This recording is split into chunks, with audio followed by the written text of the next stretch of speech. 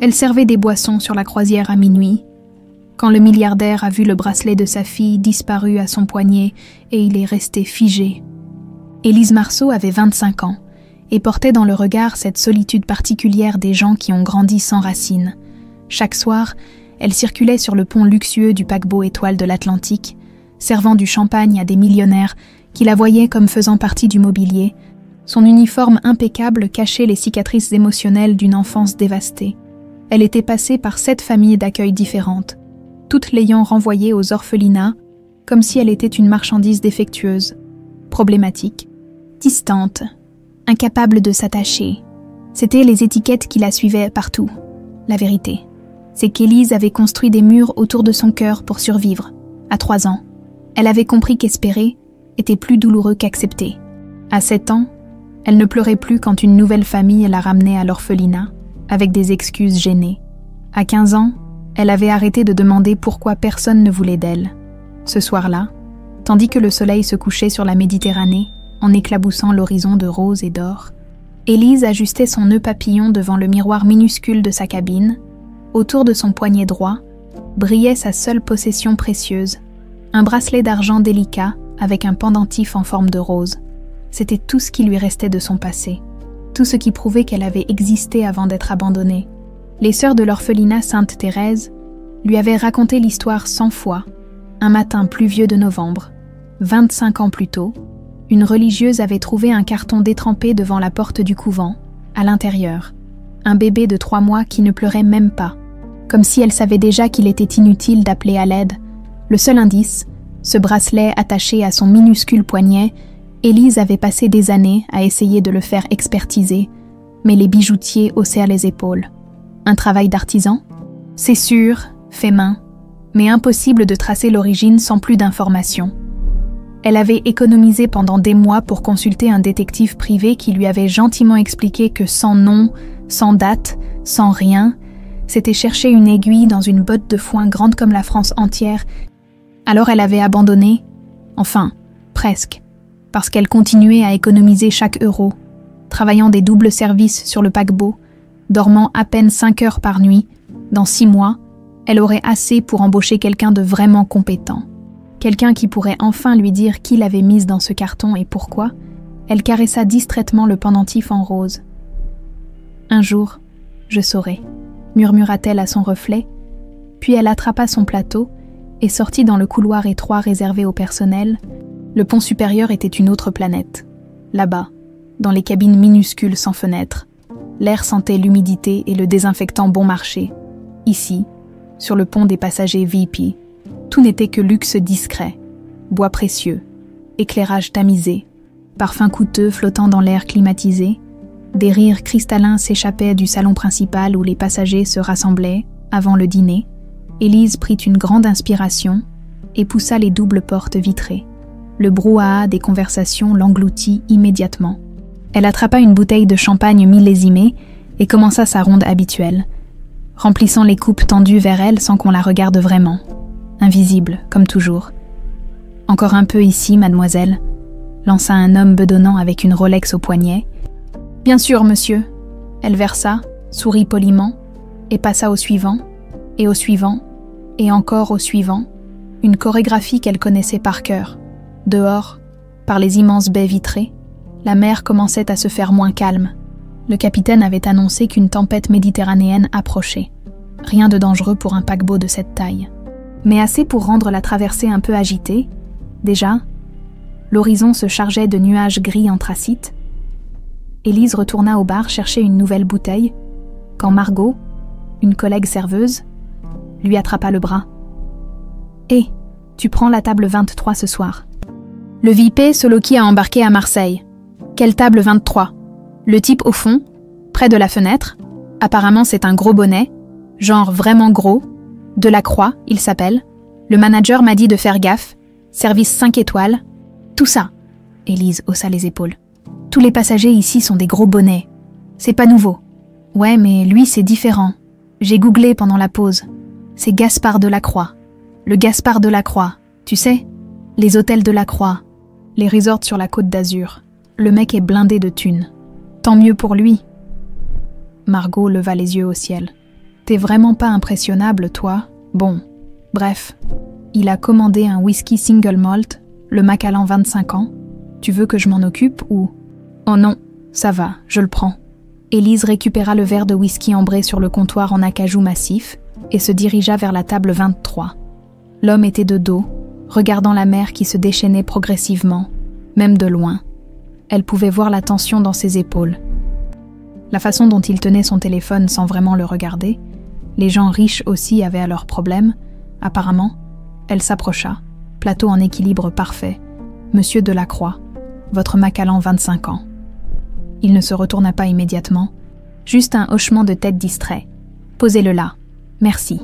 Élise déposa le verre sur la table basse en verre fumé et s'apprêtait à repartir quand il ajouta, d'une voix étrangement lasse, « La tempête va être forte, vous croyez ?» Elle s'arrêta, surprise qu'il lui adresse la parole. Habituellement, les passagers VIP ne voyaient même pas le visage des serveurs. Le capitaine dit que non, monsieur. Rien qu'un peu de houle. On devrait arriver à Nice dans les temps. Nice, répéta-t-il doucement, comme pour lui-même. Ça fait longtemps que je n'y suis pas retournée. Élise ne savait pas quoi répondre. Ce n'était pas vraiment une conversation, plutôt comme s'il pensait à voix haute. Elle fit un pas en arrière. Si vous avez besoin de quoi que ce soit d'autre, n'hésitez pas, monsieur. Attendez. Elle se figea. Il se retourna enfin, et Élise put voir son visage pour la première fois. 50 ans peut-être. Cheveux gris aux tempes, très fins mais creusés par quelque chose qui ressemblait à de la fatigue profonde. Pas la fatigue d'une mauvaise nuit. Non, celle qui s'accumule sur des années. Leurs regards se croisèrent une fraction de seconde. Puis, sans qu'elle comprenne pourquoi, les yeux de l'homme descendirent vers son poignet. Le temps sembla se figer. Gaspard Delacroix fixait le bracelet d'argent avec une intensité qui glaça Élise sur place. Son visage avait perdu toute couleur. Sa main se mit à trembler, faisant vaciller son verre de whisky qu'il reposa précipitamment. « Où » Sa voix s'étrangla. Il déglutit avec difficulté. « Où avez-vous eu ce bracelet » Élise recula instinctivement, couvrant son poignet de son autre main. Elle avait l'habitude qu'on lui pose la question. Bijoutier, antiquaire, curieux, mais jamais avec cette urgence dans la voix. Jamais avec ce regard qui ressemblait à celui d'un homme qui voit un fantôme. « C'est à moi. » Pourquoi ? Gaspard se leva brusquement, renversant presque la table. Plusieurs passagers se retournèrent. « S'il vous plaît, c'est très important. »« Où l'avez-vous trouvé ?»« Je ne l'ai pas trouvé. » Élise sentit la colère monter, cette défensive automatique qu'elle avait développée après des années à devoir justifier son existence. « Il était à moi quand j'étais bébé, quand on m'a abandonnée. » Le mot résonna entre eux comme un coup de feu. Le visage de Gaspard se tordit dans une expression que Élise n'arrivait pas à déchiffrer. Douleur, espoir, terreur, les trois à la fois. « Abandonné », répéta-t-il dans un souffle. « Quand ? Où ?» Le cœur d'Élise battait à tout rompre. Autour d'eux, les conversations s'étaient tues. Tout le monde regardait maintenant cette scène étrange entre un milliardaire et une serveuse. Je ne comprends pas. Pourquoi vous voulez savoir ça ? Gaspard tendit une main tremblante vers elle, mais se retint au dernier moment. Ce bracelet, le pendentif en forme de rose, je peux le voir de plus près. S'il vous plaît, c'est... Sa voix se brisa. C'est une question de vie ou de mort. 25 ans plus tôt, Paris, hôpital Saint-Louis. Gaspard Delacroix avait 26 ans quand sa vie s'était effondrée en l'espace de 2 heures. Il se souvenait de chaque détail de cette nuit maudite avec une clarté atroce. L'odeur d'antiseptique dans les couloirs de la maternité, les néons blancs qui bourdonnaient au plafond, la main de Delphine serrant la sienne si fort qu'elle lui avait laissé des marques rouges sur la peau. « Ça va aller », avait-il murmuré en embrassant son front trempé de sueur. « Dans quelques heures, on sera 3. » Delphine avait souri malgré la douleur. « Notre petite Rose, tu as le bracelet. » Il avait sorti de sa poche l'écrin en velours. À l'intérieur brillait le bracelet d'argent qu'ils avaient fait fabriquer sur mesure par un joaillier de Lyon, un artisan que le grand-père de Gaspard connaissait. Le pendentif en forme de rose était unique, ciselé à la main, avec une gravure microscopique à l'intérieur. « Pour notre Rose éternelle, GND, il est parfait », avait soufflé Delphine. Puis une nouvelle contraction l'avait fait grimacer, et les infirmières l'avaient emmené en salle de travail. Gaspard était resté dans la salle d'attente, les mains tremblantes, incapable de tenir en place. Autour de lui, D'autres futurs pères faisaient les 100 pas. Certains au téléphone avec leur famille. Lui n'avait appelé personne. Ses parents étaient morts dans un accident de voiture 3 ans plus tôt. Et Delphine était fille unique, orpheline elle aussi. Ils étaient seuls au monde. Ou plutôt, ils l'avaient été. Bientôt. Ils seraient 3. Les heures s'étaient étirées comme du caramel brûlé. Puis enfin, une sage-femme était sortie, le visage grave. « Monsieur Delacroix, vous pouvez venir. » Pas de sourire, pas de félicitations, juste ce ton professionnel qui cachait mal l'urgence. Il avait couru dans le couloir, le cœur explosant dans sa poitrine. La sage-femme l'avait conduit dans une petite salle où Delphine tenait un tout petit paquet emmailloté. Son visage était d'une pâleur terrifiante, mais ses yeux brillaient en regardant le bébé. « Notre fille », avait-elle chuchoté. « Regarde comme elle est belle. » Gaspard s'était approché, les larmes aux yeux. Le bébé avait les paupières fermées, de minuscules poings serrés contre sa poitrine. Parfaite, absolument parfaite. Le bracelet, avait murmuré Delphine d'une voix de plus en plus faible. Il l'avait attaché délicatement autour du minuscule poignet de leur fille. Le pendentif en rose brillait doucement sous la lumière artificielle. Elle s'appellera... Delphine avait fermé les yeux. Elle s'appellera... Puis l'alarme des moniteurs avait explosé. Des médecins avaient surgi de partout. On lui avait arraché le bébé des bras. On l'avait poussé hors de la salle malgré ses protestations hurlées. Hémorragie postpartum. Massive. Incontrôlable. Delphine était morte à 4h23 du matin, pendant que Gaspard signait des papiers dans un bureau administratif, parce qu'on lui avait dit que c'était urgent pour le dossier. Il n'avait même pas pu lui dire au revoir. Quand il était remonté en courant vers la maternité, un médecin l'avait arrêté dans le couloir. « Monsieur Delacroix, nous sommes profondément désolés pour votre perte. Votre femme, ma fille. Où est ma fille? Elle est à la nurserie. Ne vous inquiétez pas. » « Elle va bien, on va vous ?» Mais Gaspard n'avait pas attendu la fin de la phrase. Il avait sprinté vers la nurserie, ignorant les infirmières qui criaient derrière lui. Il avait poussé la porte vitrée. La nurserie était vide, pas vide de personnel, vide de bébés. Il n'y avait que 3 berceaux occupés, et aucun ne contenait une petite fille avec un bracelet d'argent au poignet. « Où est ma fille? Où est le bébé de Delphine Delacroix ?» Les infirmières s'étaient regardées, confuses. On avait vérifié les registres, on avait cherché, on avait appelé la sécurité, le bébé avait disparu, simplement volatilisé. Les heures suivantes s'étaient déroulées dans un brouillard cauchemardesque. Police, interrogatoire, caméra de surveillance en panne justement cette nuit-là dans ce couloir précis. Une infirmière du service de nuit, Marguerite Vasseur, n'était pas venue travailler le lendemain et ne répondait pas au téléphone. On avait fouillé son appartement, vide. La femme avait disparu, l'enquête avait pointé vers elle, plusieurs collègues avaient remarqué son comportement étrange les semaines précédentes, ses absences répétées, ses yeux rouges comme si elle pleurait tout le temps, puis on avait découvert qu'elle avait fait une fausse couche 2 mois plus tôt, fausse couche tardive, à 5 mois de grossesse. Le mobile était clair, trop clair, mais Marguerite Vasseur s'était évaporée. Pas de traces en Corse où elle avait de la famille, pas de retrait bancaire, rien. Et Gaspard s'était retrouvé seul, sans sa femme, sans sa fille, avec juste une photo prise par une sage-femme compatissante dans les premières minutes après la naissance. Delphine tenant le bébé, le bracelet d'argent brillant sur le minuscule poignet. Présent. Paquebot étoile de l'Atlantique Gaspard ferma les yeux, chassant les souvenirs qui menacèrent de le submerger. Il avait passé 25 ans à chercher, 25 ans à embaucher les meilleurs détectives privés de France, 25 ans à visiter des orphelinats, à montrer la photo, à supplier qu'on vérifie les registres. Il avait voyagé dans toute la France, puis en Belgique, en Suisse, en Italie, partout où Marguerite Vasseur aurait pu emmener un bébé volé. Rien. Chaque piste menait à une impasse. Chaque espoir s'écrasait contre un mur. Ses amis lui disaient d'abandonner. Ses associés s'inquiétaient pour sa santé mentale. Mais comment abandonne-t-on sa propre chair et sang? Comment arrête-t-on de chercher un enfant qui existe quelque part dans le monde? Alors il avait construit son empire. Les hôtels de la Croix étaient devenus une référence sur la Côte d'Azur, puis dans toute la France. Le travail lui permettait de ne pas penser, de ne pas sombrer complètement, mais chaque soir, avant de dormir, il sortait la photo.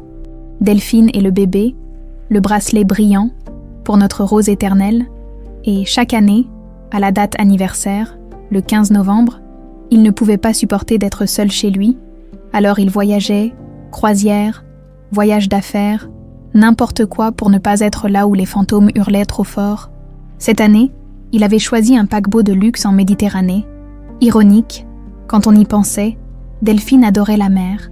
Il s'était embarqué à Marseille avec l'intention de boire suffisamment de whisky pour oublier, au moins le temps d'une traversée jusqu'à Nice. Nice, la ville où il avait grandi, la ville qu'il évitait depuis 25 ans parce que chaque rue lui rappelait Delphine, leur premier rendez-vous sur la promenade des Anglais, leur mariage à la mairie du Vieux-Nice, les projets qu'ils avaient faits pour élever leur fille près de la mer. Il avait réservé la table la plus isolée du salon VIP, commandé le meilleur whisky, et s'était préparé à passer la soirée à regarder la tempête se déchaîner sur la Méditerranée. Puis cette serveuse était apparue, Élise, avait dit son badge, elle avait posé le verre, commençait à repartir. Une fille ordinaire dans un uniforme impeccable, rien de remarquable, sauf ce bracelet. Gaspard avait failli s'étouffer avec sa propre salive, quand son regard était tombé dessus. Le pendentif en forme de rose, le travail d'orfèvre unique, cette façon dont la lumière se reflétait sur l'argent poli, non, c'était impossible. Mais ce bracelet, il l'avait fait fabriquer lui-même. Il connaissait chaque courbe, chaque détail. Il n'y en avait qu'un seul au monde. Un seul. Celui qu'il avait attaché au poignet de sa fille 25 ans plus tôt, quelques minutes avant qu'elle disparaisse, et maintenant, il le voyait au poignet d'une serveuse de 25 ans qui disait avoir été abandonnée bébé. Le monde entier s'était arrêté de tourner. La tempête frappait maintenant le paquebot avec une violence croissante. Les immenses baies vitrées du salon VIP tremblaient sous les bourrasques de vent, et la mer déchaînée projetait des gerbes d'écume blanche contre la coque. Mais Élise n'entendait rien de tout ça. Son cœur battait si fort qu'il couvrait tous les autres bruits. « Monsieur, je ne comprends pas ce que vous voulez. » Gaspard fit un pas vers elle, les mains tendues dans un geste d'apaisement, mais ses yeux restaient fixés sur le bracelet, comme si c'était la seule chose au monde qui existait encore.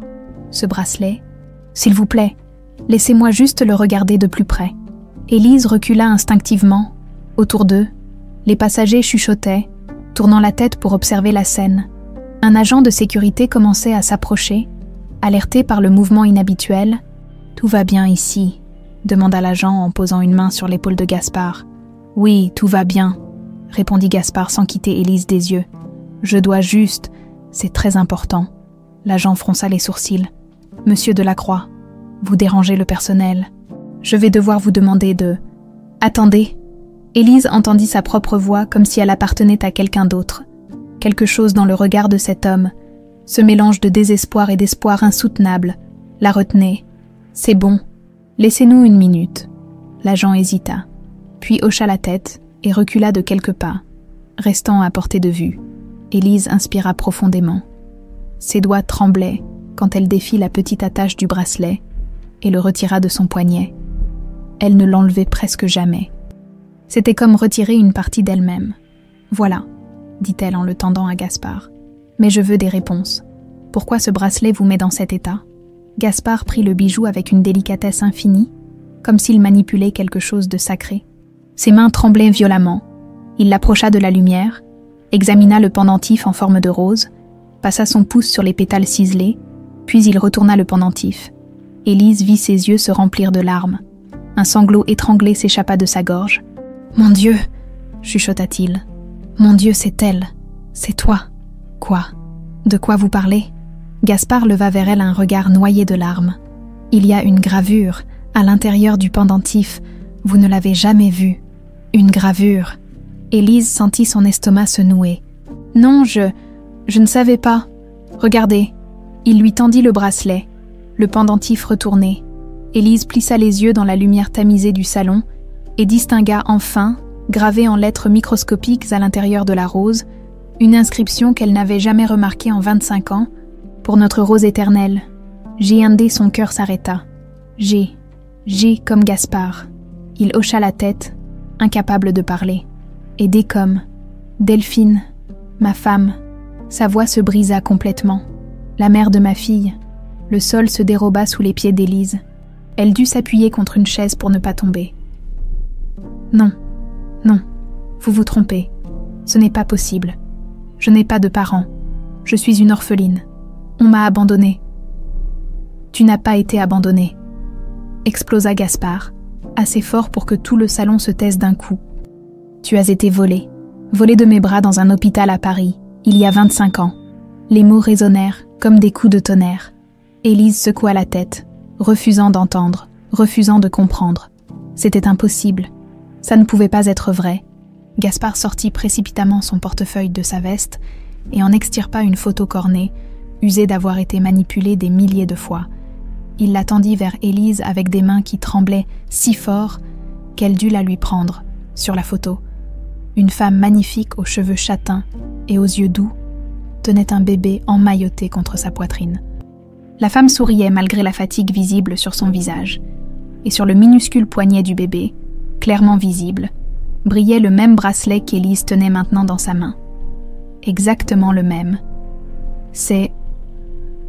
La voix d'Élise n'était plus qu'un murmure rauque. « C'est moi, c'est toi !» confirma Gaspard en s'effondrant sur sa chaise comme si ses jambes ne le portaient plus. « Ta mère, Delphine, elle est morte en te mettant au monde, hémorragie massive. Et pendant que je signais les papiers administratifs, pendant que je pleurais ma femme, une infirmière t'a volé. Tu as disparu du service de maternité. » Il enfouit son visage dans ses mains, les épaules secouées de sanglots silencieux. « J'ai passé 25 ans à te chercher. 25 putains d'années. J'ai visité des centaines d'orphelinats. J'ai montré cette photo à des milliers de personnes. J'ai embauché les meilleurs détectives de France. Et je ne t'ai jamais trouvé. Jamais. » Élise ne pouvait plus respirer. Ses poumons refusaient de fonctionner. Les murs du salon semblaient se refermer sur elle. Elle regarda à nouveau la photo, cette femme qu'elle ne connaissait pas, ce bébé qui était censé être elle, ce bracelet qui reliait tout. « Non », dit-elle en reculant. « Non, vous êtes fou, c'est impossible. Vous me racontez n'importe quoi. Élise, comment vous connaissez mon prénom ? Ton badge », dit doucement Gaspard en pointant la petite plaque épinglée sur son uniforme. Elle l'avait oublié, ses pensées tourbillonnaient dans tous les sens. Incapable de s'accrocher à quoi que ce soit de logique. « Il y a autre chose », continua Gaspard d'une voix brisée. « Quelque chose que même toi, tu ne sais probablement pas. » Il prit le bracelet de ses mains tremblantes et manipula le pendentif avec précaution. Il y avait un minuscule mécanisme sur le côté, presque invisible. Gaspard appuya dessus, et un tout petit compartiment s'ouvrit à la base de la rose. On a enregistré quelque chose, Delphine et moi, quelques jours avant ta naissance. Une sorte de message pour toi, pour quand tu serais plus grande. Élise le fixait sans comprendre. Un enregistrement, dans un bracelet, comment était-ce seulement possible ? Gaspard fit jouer le mécanisme minuscule, une voix féminine, douce et fatiguée, s'éleva du pendentif, à peine audible dans le brouhaha du salon, mais assez clair pour qu'Élise entende chaque mot. « Ma petite Rose, si tu entends ceci, c'est que tu es grande maintenant. Je voulais que tu saches que tu es aimée, plus que tout au monde. Ton papa et moi, nous t'avons voulu depuis le premier jour, et nous serons toujours avec toi, où que tu sois. Je t'aime, mon cœur, pour toujours. » Puis, une voix masculine, plus jeune, mais clairement celle de Gaspard. « Et papa aussi t'aime, ma Rose éternelle, plus que sa propre vie. Rappelle-toi toujours ça, toujours. » Le silence retomba. Élise était statufiée, incapable de bouger, incapable de penser. Cette voix, cette femme qui disait être sa mère, cet homme en face d'elle qui la regardait comme si elle était un miracle revenu d'entre les morts. « Non », dit-elle encore, mais sa voix n'avait plus aucune conviction. « Non, ce n'est pas. Je ne peux pas. » Les larmes jaillirent sans prévenir, violentes, brûlantes. 25 ans de douleur, de rejet, de solitude qui explosèrent d'un coup. Elle tomba à genoux sur le tapis luxueux du salon, le bracelet serré contre sa poitrine, secoué de sanglots incontrôlables. Autour d'elle, les passagers se levaient, choqués, ne sachant pas quoi faire. Gaspard se laissa glisser de sa chaise et rampa vers elle. Il tendit la main, hésita, puis osa enfin toucher l'épaule de sa fille. « Pardonne-moi », murmura-t-il d'une voix déchirée. « Pardonne-moi de ne pas t'avoir trouvée plus tôt. Pardonne-moi pour toutes ces années où tu étais seule. Pardonne-moi, Élise leva vers lui un regard noyé de larmes. De confusion, de rage et d'espoir mêlés. Comment je peux vous croire? Comment je peux savoir que ce n'est pas un test ADN? Dit immédiatement Gaspard. Dès qu'on arrive à Nice, on fera un test. Je te le prouverai. Je te prouverai que tu es ma fille. Le paquebot tangua violemment sous une vague particulièrement forte. Les lumières vacillèrent une seconde avant de se stabiliser. Élise regarda le bracelet dans sa main, la photo, l'homme devant elle qui pleurait comme un enfant perdu, et quelque chose au fond d'elle, quelque chose qu'elle avait étouffé pendant 25 ans, commença à murmurer. Et si c'était vrai, Élise ne se souvenait pas comment elle était retournée à sa cabine.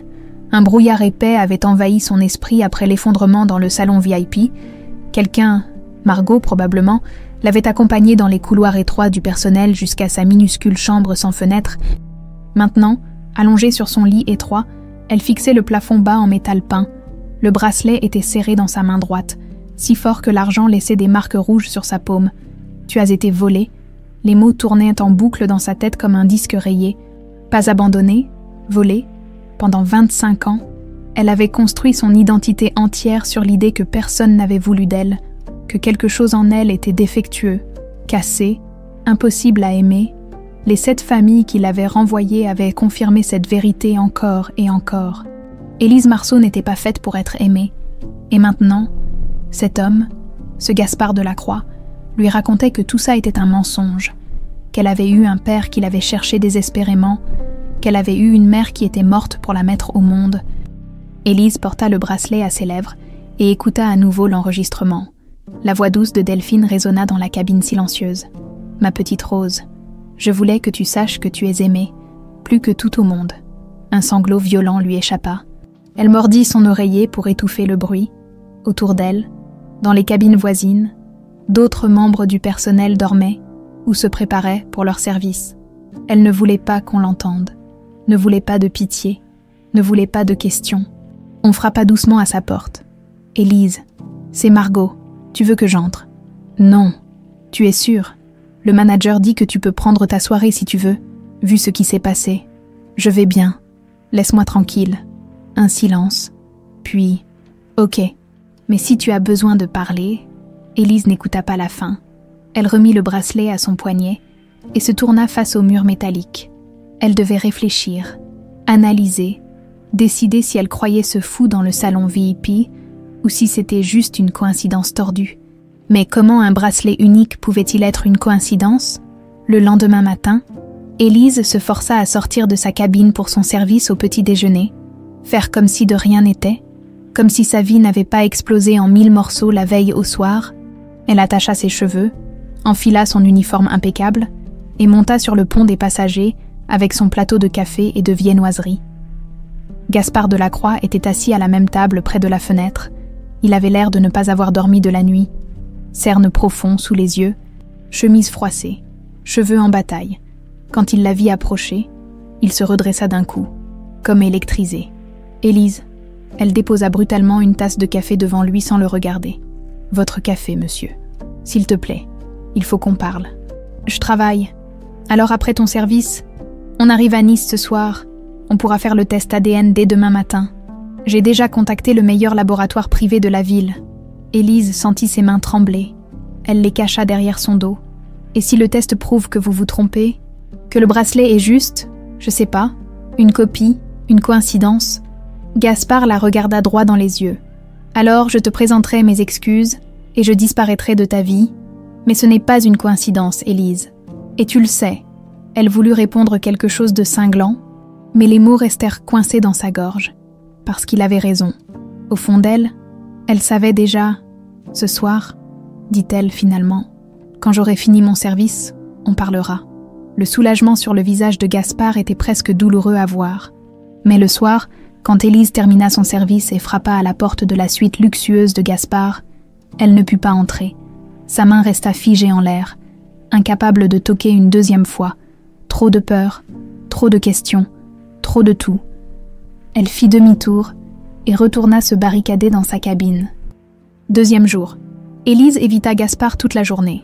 Elle échangea ses services avec Margot pour ne pas avoir à retourner au salon VIP, Mais en fin d'après-midi, alors qu'elle traversait le pont principal pour rejoindre les cuisines, elle le trouva qui l'attendait près de l'escalier. « Tu m'évites, je travaille.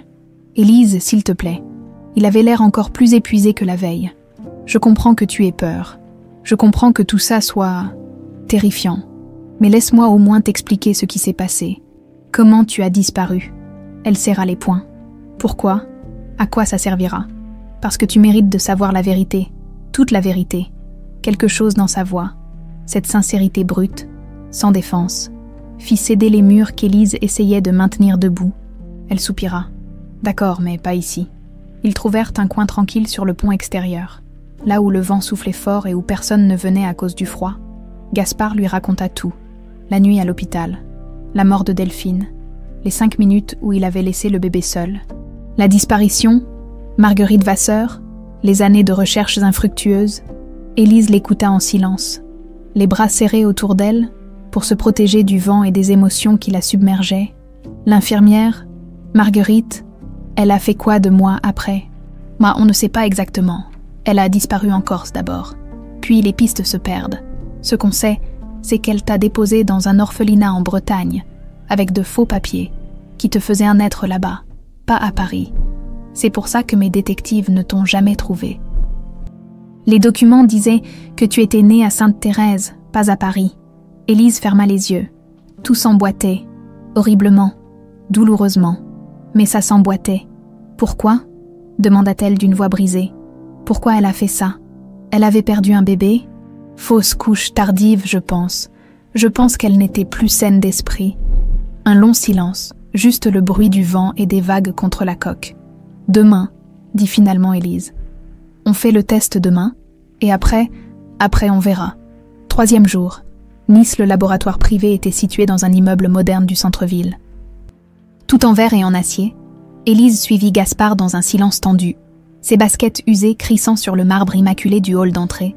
Un médecin en blouse blanche les accueillit avec un sourire professionnel. « Monsieur Delacroix, mademoiselle, si vous voulez bien me suivre. » Le prélèvement fut rapide.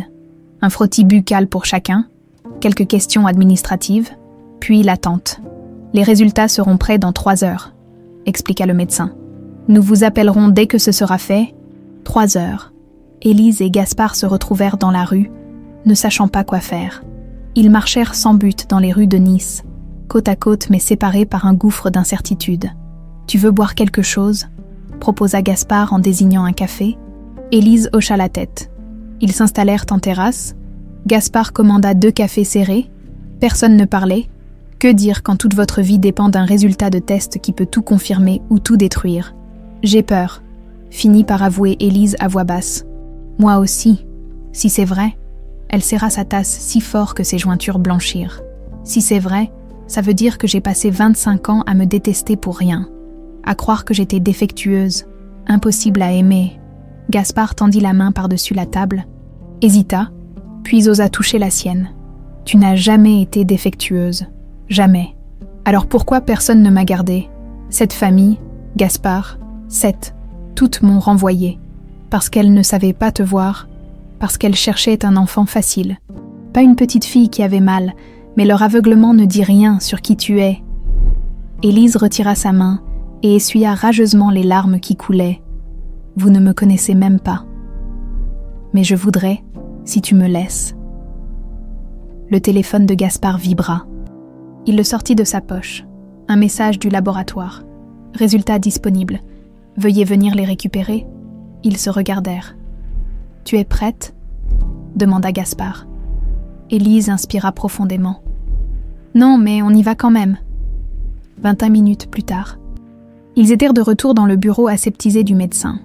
Il tenait une enveloppe blanche. « Les résultats sont formels, » dit-il en regardant alternativement Élise et Gaspard. « Monsieur Delacroix, Mademoiselle Marceau, le monde entier sembla retenir son souffle. Vous êtes biologiquement père et fille. Compatibilité de 99%. » Le silence qui suivit était assourdissant. Puis Gaspard laissa échapper un sanglot étranglé, enfouit son visage dans ses mains, et pleura comme Élise ne l'avait jamais vu quelqu'un pleurer. Et Élise, debout au milieu de ce bureau froid, avec ce papier qui venait de redéfinir toute son existence, se sentit tomber dans un vide sans fin. Élise sortit du laboratoire comme une automate. Ses jambes bougeaient toutes seules, portant un corps qu'elle ne reconnaissait plus. Derrière elle, Gaspard tentait de la suivre, mais elle marchait trop vite, zigzagant entre les passants sur la promenade des Anglais. 99%. 2 chiffres qui venaient de pulvériser 25 ans de certitude. Elle n'était pas une orpheline abandonnée. Elle était une fille volée. Et cet homme qui la suivait en appelant son nom n'était pas un fou. C'était son père. Élise, attends. Elle accéléra encore, bousculant un touriste qui protesta en anglais. Ses poumons brûlaient, pas à cause de l'effort, à cause de la rage qui montait comme une vague sur le point de tout engloutir. Gaspard la rattrapa finalement près d'un banc face à la mer. Il posa doucement la main sur son épaule. Elle explosa.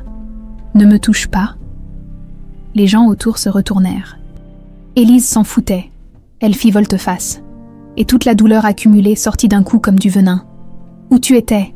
hurla-t-elle, les larmes dégoulinant sur son visage. « Quand j'avais 3 ans et que la première famille m'a renvoyée parce que je faisais des cauchemars toutes les nuits. Où tu étais quand j'avais 7 ans et que Madame Dubois m'a traitée de petite ingrate avant de me ramener à l'orphelinat. Où tu étais quand j'avais 15 ans et que j'ai supplié les merciers de me garder juste encore 1 mois. Juste 1 mois de plus.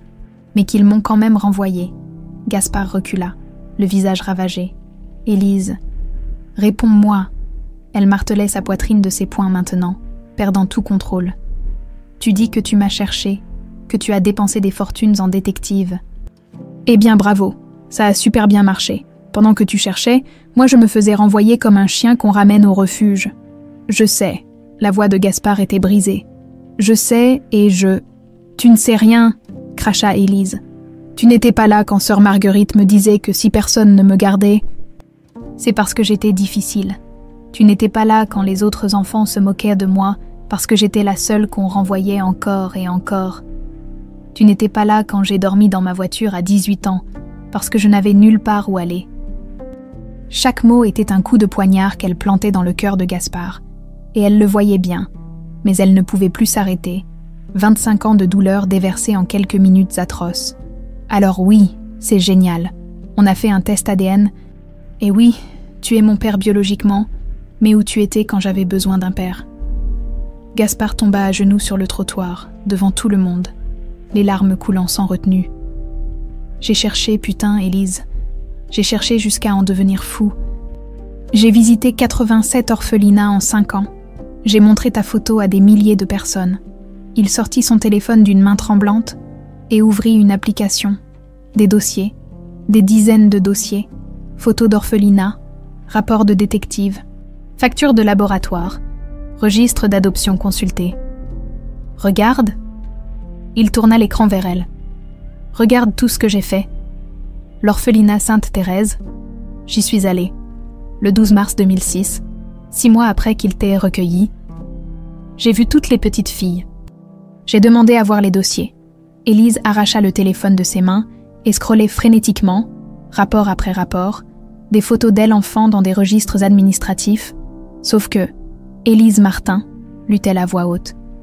Sur les documents de l'orphelinat, « Je m'appelle Élise Martin, née à Sainte-Thérèse, Bretagne, pas à Paris. » Exactement. Gaspard se releva péniblement. « Marguerite Vasseur a créé de faux papiers. Elle t'a fait naître en Bretagne au lieu de Paris. Quand mes détectives cherchaient une petite fille, née le 15 novembre à Paris et disparue d'un hôpital, ils ne pouvaient pas te trouver. Tes papiers disaient que tu étais née ailleurs. D'autres parents. » Élise secoua la tête violemment. « C'est pas une excuse. Je ne cherche pas d'excuses. » La voix de Gaspard monta aussi. « Je te dis juste la vérité. Tu crois que je ne voudrais pas remonter le temps? Tu crois que je ne donnerais pas tout ce que j'ai pour effacer ces 25 ans? Mais tu ne peux pas !» hurla Élise. « Personne ne peut. Et maintenant quoi? Je suis censée tomber dans tes bras et jouer à la famille heureuse. » « Non. » Gaspard essuya rageusement ses larmes. « Non, je ne m'attends à rien. Mais je veux que tu saches que je n'ai jamais arrêté. Jamais. Même quand tout le monde me disait d'abandonner. Même quand les flics m'ont dit que tu étais probablement morte. » Le mot résonna comme une gifle. « Morte. » Gaspard hocha la tête, le regard perdu vers la mer. Ils ont pensé que Marguerite t'avait, qu'elle t'avait tué, qu'elle avait paniqué après t'avoir volé et... Il ne put pas finir sa phrase. Élise sentit ses jambes céder. Elle s'assit lourdement sur le banc. Mais elle ne l'a pas fait. Non, elle t'a déposé dans cet orphelinat, avec de faux papiers, puis elle a disparu. Gaspard s'assit à côté d'elle, gardant une distance respectueuse. On a su la vérité qu'il y a 1 an. Nina quoi. Marguerite Vasseur est morte d'un cancer en Corse, juste avant de mourir. Elle a tout avoué à un prêtre. Élise tourna brusquement la tête vers lui. Et tu ne m'as pas cherché après ça, après avoir su la vérité. Le prêtre a gardé la confession secrète. Il a juste laissé des indices anonymes à la police. Mais ça s'est perdu dans la bureaucratie entre 3 régions différentes. L'info ne m'est jamais parvenue. Il la regarda avec une intensité douloureuse. Si j'avais su, Élise, si j'avais su que tu étais en Bretagne avec un faux nom, je serais venue te chercher immédiatement. Élise serra le bracelet autour de son poignet jusqu'à ce que ça fasse mal. Pourquoi elle a fait ça? Elle avait perdu un bébé, fausse couche à 5 mois de grossesse, 2 mois avant ta naissance. Les rapports psychiatriques disent qu'elle a eu un épisode psychotique.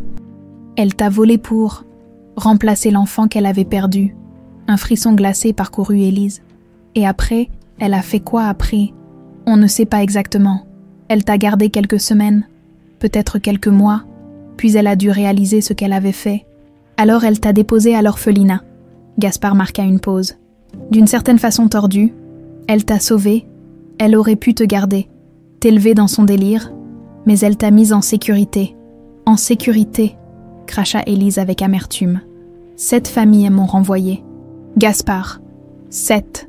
Ça c'est ta définition de « en sécurité ». Non, sa voix n'était plus qu'un murmure. Non, rien de tout ça n'est acceptable. Ils restèrent assis en silence, écoutant les vagues s'écraser contre les rochers en contrebas. Des touristes passaient, heureux, insouciants.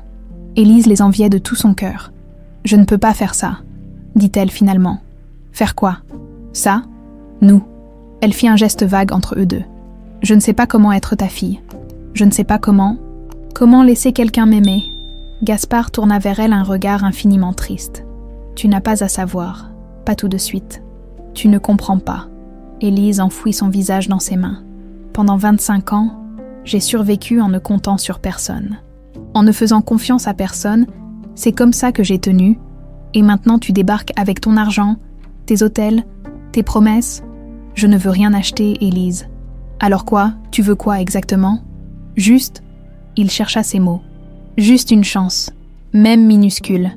Une chance de te prouver que tu n'étais pas indésirable, que tu as toujours été voulu, aimé, même sans le savoir. Élise rit amèrement. Et comment tu comptes faire ça? Je n'en sais rien. Il haussa les épaules avec une honnêteté désarmante. Je n'ai aucun putain de manuel pour ça, mais je suis prêt à passer le reste de ma vie à essayer, si tu m'en donnes la permission. Élise se leva brusquement. Il faut que je réfléchisse. D'accord. Seule. D'accord. Elle commença à partir, puis se retourna. Où tu loges? Gaspard lui donna l'adresse d'un hôtel sur la colline, évidemment un 5 étoiles. Je t'appellerai, peut-être? Elle marqua une pause. Ou peut-être pas. Je comprendrai, quel que soit ton choix. Élise hocha la tête et s'éloigna dans la foule de la promenade des Anglais. Mais en traversant la rue, elle se retourna une dernière fois. Gaspard était toujours assis sur le banc, voûté, le visage dans les mains, et pour la première fois, elle se demanda si elle n'était pas la seule à souffrir dans cette histoire. 3 mois plus tard, Élise poussa la porte du petit café dans le vieux Nice, où elle avait pris l'habitude de retrouver Gaspard tous les jeudis soirs. C'était devenu leur rituel. Un dîner par semaine, rien de plus. Pas de grandes déclarations, pas de pression, juste 2 personnes qui essayaient maladroitement d'apprendre à se connaître. Gaspard était déjà installé à leur table habituelle près de la fenêtre. 2 cafés fumants posés devant lui. Quand il la vit entrer, son visage s'illumina d'un sourire prudent. « Tu es venu? J'ai dit que je viendrais. Je sais, mais... » Il haussa les épaules. « Je m'inquiète toujours que tu changes d'avis. » Élise s'assit et attrapa sa tasse. La première gorgée lui brûla agréablement la gorge. Dehors, la nuit tombait doucement sur les ruelles pavées du vieux quartier. « Comment s'est passée ta semaine ?» demanda Gaspard.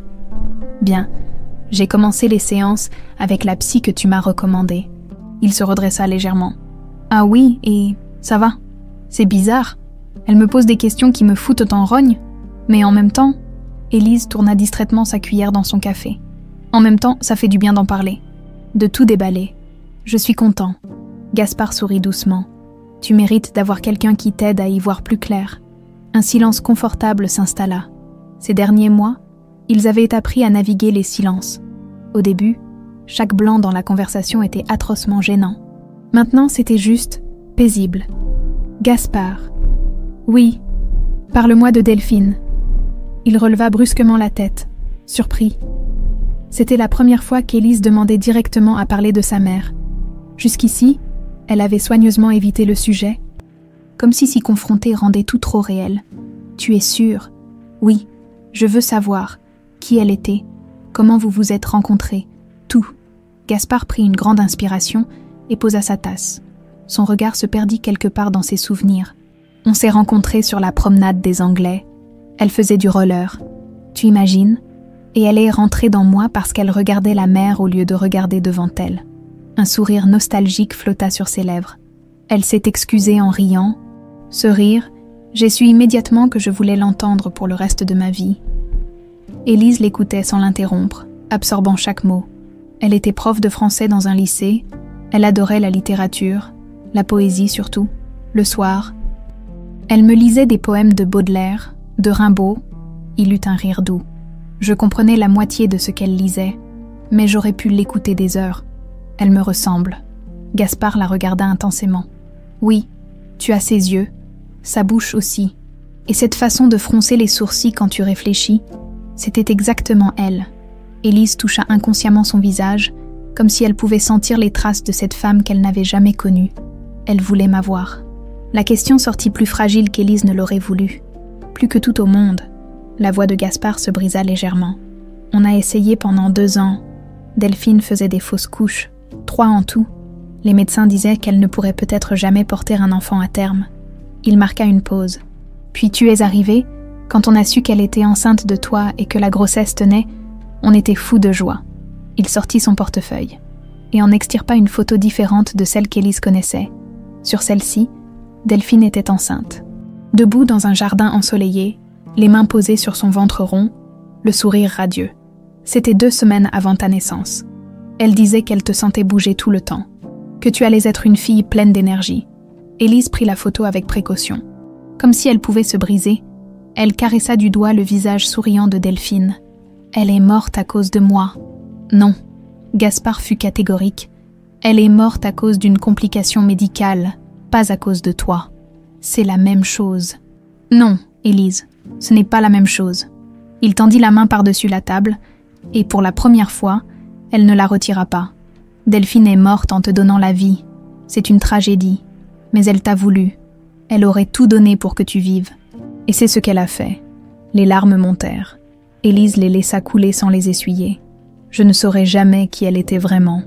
Je peux te le dire, moi, autant que tu veux. J'aimerais bien. Ils parlèrent jusqu'à la fermeture du café. Gaspard raconta les petites manies de Delphine. Comment elle mettait toujours trop de sucre dans son thé, comment elle chantait faux sous la douche, comment elle collectionnait les vieilles cartes postales des marchés aux puces. Et pour la première fois depuis 3 mois, Élise sentit quelque chose se détendre en elle, quelque chose qui avait été noué si serré pendant si longtemps.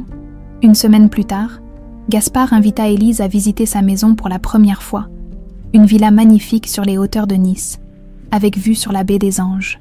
Élise resta figée dans l'entrée immense, intimidée par le luxe qui l'entourait, des œuvres d'art aux murs, un escalier en marbre, des plafonds hauts de 3 mètres. C'est immense, trop immense.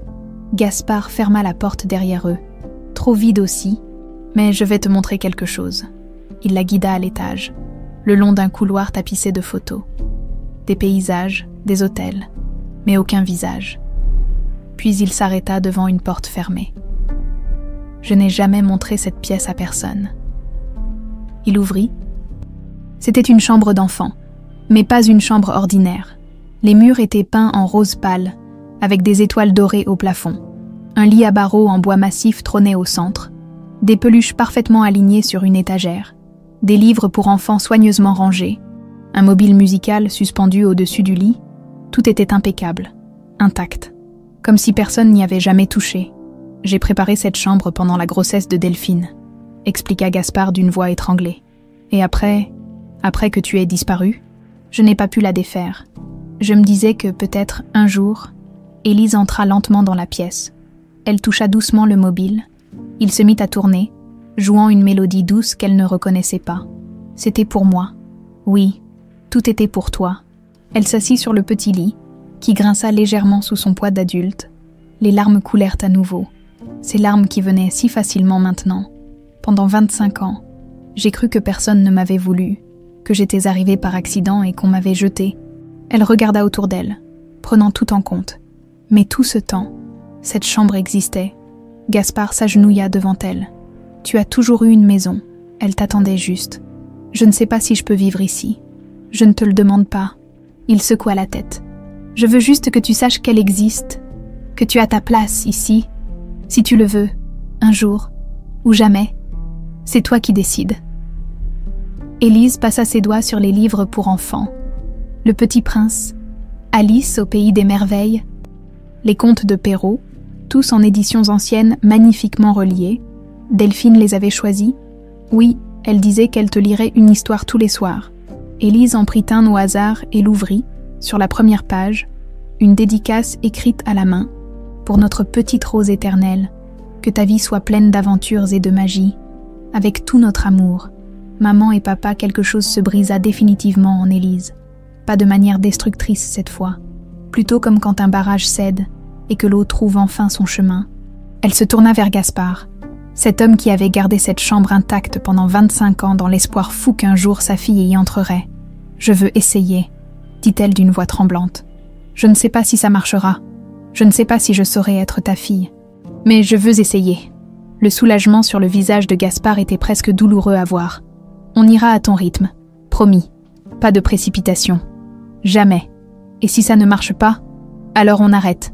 Sans jugement, sans culpabilité. » Il lui tendit la main. « Deal. » Élise regarda cette main tendue, cette main qu'il avait cherchée pendant 25 ans, cette main qui tremblait légèrement d'espoir et de peur mêlée.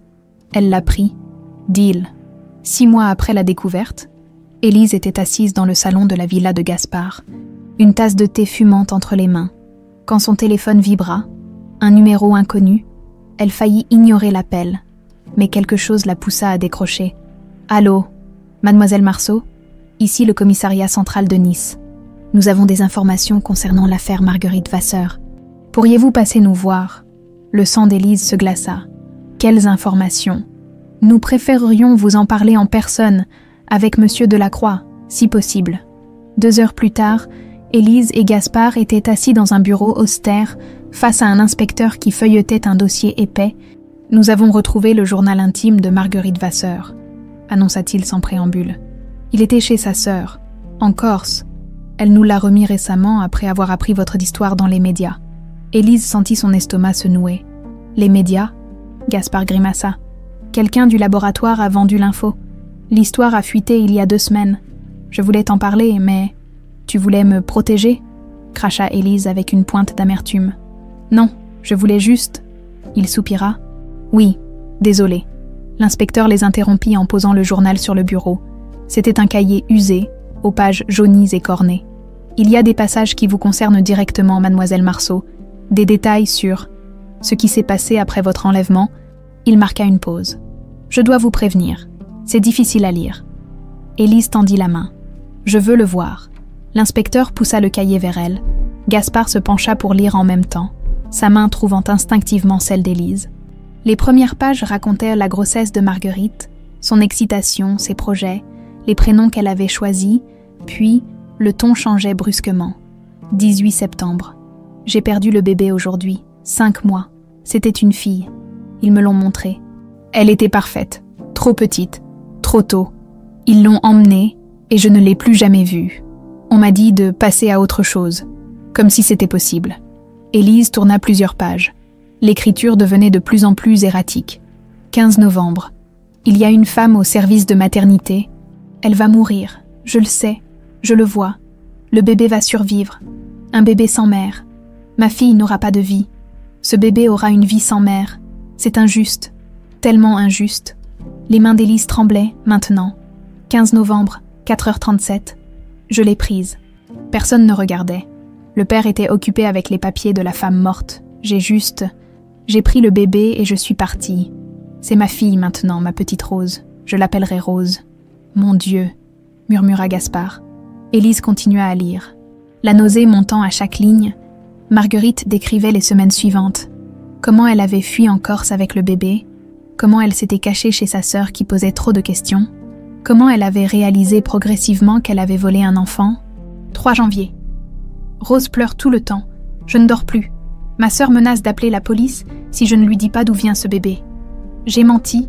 J'ai dit que c'était un arrangement privé. Elle ne me croit pas. 17 janvier. Qu'est-ce que j'ai fait? Mon Dieu, qu'est-ce que j'ai fait? Ce n'est pas ma fille. Ce n'est pas Rose. C'est l'enfant de quelqu'un d'autre. Un homme cherche sa fille quelque part. Et je l'ai volée. 2 février. Je ne peux pas la garder. Je deviens folle. Mais je ne peux pas la rendre non plus. Ils me mettront en prison. Et elle mérite mieux qu'une criminelle pour mère. Puis venait l'entrée qui brisa quelque chose en Élise. 14 février. J'ai déposé le bébé à l'orphelinat Sainte-Thérèse avec de faux papiers. Je lui ai laissé le bracelet que son vrai père lui avait mis. C'était tout ce que je pouvais faire. La laisser quelque part en sécurité, avec une chance d'avoir une vraie famille. Une famille qui ne serait pas construite sur un mensonge et un crime. Je suis désolée, petite Rose. Je suis tellement désolée. J'espère qu'un jour tu auras la vie que ma fille n'aura jamais. Élise referma brutalement le cahier. Les larmes coulèrent maintenant sans retenue. Gaspard l'attira contre lui, et pour la première fois, elle ne résista pas. Elle était malade, dit l'inspecteur doucement. Les évaluations psychiatriques post-mortem le confirment. Dépression sévère non traitée, épisode psychotique déclenché par le traumatisme de la fausse couche. Ça n'excuse rien, murmura Élise contre l'épaule de Gaspard. Non, acquiesça l'inspecteur. Mais ça explique. Dehors, sur les marches du commissariat, Élise ne pouvait plus bouger. Elle restait là, assise, le regard perdu dans le vide. Elle a souffert aussi, dit-elle finalement. Oui, elle a perdu sa fille. Oui, et dans son délire, elle a pensé que me prendre pouvait combler ce vide. Gaspard s'assit à côté d'elle. C'est ce qu'il semble. Élise serra ses genoux contre sa poitrine. Je devrais la détester. Je veux la détester, mais... Sa voix se brisa. Mais elle m'a laissée dans un endroit sûr. Elle aurait pu me garder, me faire du mal, disparaître avec moi pour toujours. Mais elle m'a laissée là où quelqu'un pourrait me trouver. C'est la seule chose bien qu'elle ait faite dans toute cette histoire. Ça ne ramène pas les 25 ans perdus. Non. Ils restèrent silencieux un long moment, puis Élise ajouta, d'une voix presque inaudible, « Tu crois qu'elle aurait voulu qu'on la déteste ?» Gaspard réfléchit. « Je crois qu'elle se détestait déjà assez elle-même. Son journal le montre. Elle savait ce qu'elle avait fait. Elle a vécu avec cette culpabilité jusqu'à sa mort. C'est pas suffisant. Non, rien ne le sera jamais. » Le lendemain, les médias explosèrent. L'histoire était partout. Télévision, journaux, Internet. L'héritière volée retrouve son père milliardaire. 25 ans après un kidnapping, une serveuse découvre qu'elle est la fille de Gaspard Delacroix. Le téléphone d'Élise sonnait sans arrêt. Des journalistes, des producteurs qui voulaient faire un documentaire. Des maisons d'édition qui proposèrent des contrats pour qu'elle écrive un livre, et pire encore, les anciennes familles d'accueil qui sortèrent du bois. Madame Mercier l'appela pour s'excuser platement et suggérer qu'elle garde contact. Les Dubois envoyèrent un email rempli d'excuses creuses et de sous-entendus sur le fait qu'Élise pourrait se souvenir d'eux maintenant qu'elle était riche. Élise les bloqua tous. Mais un soir, alors qu'elle dînait avec Gaspard dans la villa, elle craqua. « Je ne supporte plus ça. Tout le monde veut quelque chose. Tout le monde a une opinion sur comment je devrais réagir. Sur si je devrais te pardonner. Sur si je devrais pardonner à Marguerite. Qu'est-ce que tu veux faire? Disparaître. » Gaspard posa sa fourchette. « Alors faisons-le. » « Quoi? Disparaissons. Pas pour toujours. Juste, le temps que la tempête médiatique se calme. Je connais un endroit. Une petite maison dans les Alpes. Personne ne sait qu'elle existe. On pourrait y aller. Juste toi et moi, le temps de respirer. » Élise le regarda surprise. « Tu ferais ça? Abandonner tes hôtels, tes affaires. Pour toi ?» Gaspard sourit doucement, sans hésiter. 3 jours plus tard, ils étaient dans un chalet isolé au cœur des montagnes enneigées. Pas de télévision, pas d'internet, juste le silence de la neige et le crépitement du feu dans la cheminée.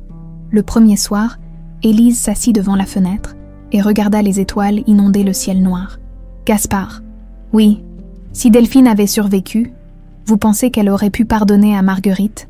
Il réfléchit longuement. « Je pense que Delphine aurait souffert terriblement, mais elle était meilleure que moi, plus compatissante. Elle aurait probablement trouvé un moyen de comprendre la douleur de Marguerite tout en gardant sa propre colère. Tu crois qu'on peut faire ça, comprendre sans excuser ? Je l'espère, parce que sinon, on restera coincé dans la rage pour toujours. » Élise toucha le bracelet à son poignet. « Je ne sais pas si je peux pardonner. Tu n'es pas obligé. Mais je pense que je peux essayer de comprendre. » Elle se tourna vers lui. « C'est déjà quelque chose, non ?» Gaspard hocha la tête, les larmes aux yeux. C'est énorme. Cette nuit-là, pour la première fois, Élise l'appela « Papa » au lieu de « Gaspard ». Il pleura pendant 1 heure. 15 novembre. 1 an après la découverte, Élise se réveilla avec un poids sur la poitrine. Pas celui de l'anxiété habituelle. Quelque chose de différent, plus lourd, plus ancien. Elle regarda le calendrier sur son téléphone. 15 novembre. Son anniversaire. 26 ans. Et l'anniversaire de la mort de Delphine. Et du jour où elle avait été volée, elle resta allongée dans le grand lit de sa chambre. Celle que Gaspard avait gardée intacte pendant 25 ans et qu'elle occupait maintenant depuis 3 mois. Les murs roses pâles, les étoiles dorées au plafond, les livres pour enfants devenus les siens. Elle habitait officiellement chez Gaspard depuis août. Pas par obligation, par choix. Lent, prudent, mais réel. On frappa doucement à sa porte. « Élise, tu es réveillée. » La voix de Gaspard était tendue. Il savait quel jour c'était. Évidemment qu'il le savait. « Oui, entre. » Il ouvrit la porte avec précaution, comme s'il marchait en terrain miné. Il tenait une tasse de café fumante. « Je t'ai fait un café, comme tu l'aimes, beaucoup trop sucré. » Un petit sourire effleura les lèvres d'Élise. « Merci. » Il s'assit au bord du lit, gardant une distance respectueuse. Ils avaient appris ces derniers mois à décoder les signaux de l'autre, quand l'un avait besoin d'espace, quand l'autre pouvait s'approcher. « Je sais que cette journée est compliquée, » commença Gaspard doucement. « C'est le moins qu'on puisse dire. J'ai une proposition. » Il prit une grande inspiration. « Je voudrais qu'on aille au cimetière, voir Delphine ensemble. » Élise sentit son estomac se nouer. Elle avait soigneusement évité le cimetière pendant 1 an. Trop de peur, trop de culpabilité. Comment regarder en face la tombe de la femme qui était morte pour qu'elle vive ? Je ne sais pas si je peux. Je serai avec toi, à chaque seconde. Il posa sa main sur la sienne. Mais si tu ne te sens pas prête, on ne le fait pas. C'est toi qui décides. Élise fixa la tasse de café entre ses mains. La vapeur montait en volutes fantomatiques. Elle pensa à cette voix sur l'enregistrement du bracelet.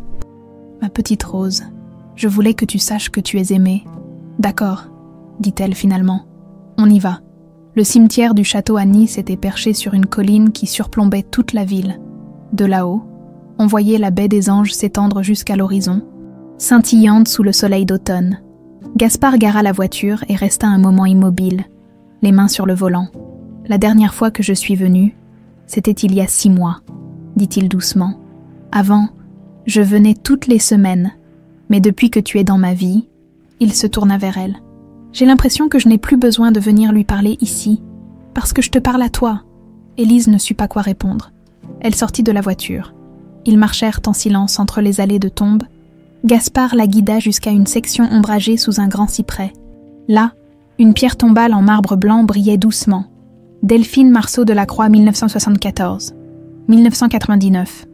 Mère aimante, épouse adorée partie trop tôt, mais jamais oubliée en dessous, gravée plus récemment, et mère de notre Rose éternelle, Élise sentit ses jambes faiblir. Gaspard l'attrapa par le coude. « J'ai fait ajouter cette ligne il y a 3 mois. J'espère que ça ne te dérange pas. » « Non. » Sa voix était à peine un murmure. « C'est bien. » Elle s'approcha de la tombe. Quelqu'un, Gaspard probablement, avait déposé des roses blanches fraîches dans le vase en bronze. « Je viens toujours avec des roses blanches, » expliqua-t-il. C'étaient ses préférées. Élise s'agenouilla devant la pierre. Ses doigts tremblants tracèrent les lettres du prénom de Delphine. « Je ne sais pas quoi dire, » avoua-t-elle. « Je ne sais même pas si elle peut m'entendre. » Dis-lui ce que tu ressens, c'est tout. Élise ferma les yeux. Les mots restèrent coincés dans sa gorge comme des cailloux. Elle déglutit avec difficulté. Je suis désolée que tu sois morte à cause de moi. Élise, commença Gaspard, mais elle leva la main pour l'arrêter. Non, laisse-moi finir. Les larmes coulèrent maintenant. Je suis désolée de ne pas t'avoir connue. Désolée d'avoir gâché 25 ans parce qu'une femme folle m'a volé. Désolée que papa ait souffert tout ce temps. Désolée d'être en colère contre toi pour être morte alors que tu n'y pouvais rien. Elle sanglotait maintenant, les mots sortant en cascade désordonnés. Et je suis désolée de ne pas savoir comment te remercier de m'avoir mise au monde. Parce que pendant 25 ans, j'ai détesté être en vie. J'ai détesté cette vie que tu m'avais donnée en sacrifiant la tienne. Je pensais que c'était un putain de gâchis. Gaspard s'agenouilla à côté d'elle, silencieux, la laissant déverser tout ce qu'elle avait retenu pendant 1 an. Mais maintenant, la voix d'Élise se brisa complètement. Maintenant, j'ai un père qui m'aime. J'ai une maison. J'ai ta voix dans ce bracelet qui me dit que j'étais voulue. Et je ne sais pas quoi faire de tout ça. Je ne sais pas comment être heureuse, sans me sentir coupable que tu ne sois pas là pour le voir. Elle s'effondra, le front contre la pierre froide, secouée de sanglots violents. Gaspard l'entoura de ses bras et la laissa pleurer. « Tu n'as rien à te faire pardonner » murmura-t-il dans ses cheveux. « Rien, tu m'entends, rien. » Mais Élise ne pouvait plus s'arrêter. 26 ans de douleur, de colère, de confusion sortaient enfin. Elle pleura pour la mère qu'elle n'avait jamais connue, pour les années perdues, pour les familles qui l'avaient rejetée, pour Marguerite et sa folie tragique, pour Gaspard qui avait cherché désespérément, et pour elle-même, cette petite fille volée qui n'avait jamais su qu'elle était aimée. Quand les sanglots finirent par se calmer, Élise resta prostrée contre la tombe, épuisée, vidée. « J'ai écrit quelque chose », dit-elle d'une voix rauque. Pour elle, elle sortit une enveloppe froissée de sa poche. À l'intérieur, plusieurs pages couvertes de son écriture maladroite. « C'est une lettre, tout ce que j'aurais voulu lui dire si elle avait vécu. » Elle regarda Gaspard. « Tu veux que je la lise ? Seulement si tu en as envie. » Élise déplia les feuilles avec des mains tremblantes et commença à lire. « Chère maman, je t'appelle maman, même si je n'en ai pas le droit. Je ne t'ai jamais connue. Je n'ai jamais entendu ta vraie voix, sauf dans cet enregistrement de 30 secondes. Mais Gaspard, papa, me parle tellement de toi que j'ai l'impression de te connaître quand même. Il me dit que tu aimais Baudelaire, que tu mettais trop de sucre dans ton thé, que tu chantais faux sous la douche, que tu collectionnais les vieilles cartes postales. Ces petits détails me manquent alors que je ne les ai jamais connus. Tu es morte pour que je vive. Et pendant 25 ans, j'ai gâché ce cadeau. Je me suis détestée. J'ai cru que j'étais une erreur, que personne ne pouvait m'aimer. Puis j'ai découvert la vérité. Et maintenant, je ne sais plus quoi penser. Est-ce que tu aurais été fière de moi ? Probablement pas. Je ne suis rien d'extraordinaire. Juste une fille abîmée qui essaie de recoller les morceaux. Mais je vais essayer, je te le promets. Je vais essayer d'être heureuse. Pour toi, pour papa, et pour moi. Je t'aime, maman, même si je ne sais pas vraiment ce que ça veut dire d'aimer quelqu'un que je n'ai jamais connu. Ta petite Rose. Élise, le silence qui suivit était sacré. Élise plia soigneusement la lettre et la glissa sous les roses blanches. Elle aurait été fière de toi, dit Gaspard d'une voix étranglée. Tellement fière. Tu ne peux pas savoir ça. Si, je la connaissais. Il prit le visage d'Élise entre ses mains. Elle aurait été fière de ta force, de ton courage, de ta capacité à te reconstruire malgré tout. Je ne suis pas forte. Je suis juste. Tu es la fille la plus forte que je connaisse. Il essuya ses larmes avec ses pouces. Et je suis fière d'être ton père. Plus fière que de n'importe quoi d'autre dans ma vie. Quelque chose se dénoua définitivement dans la poitrine d'Élise.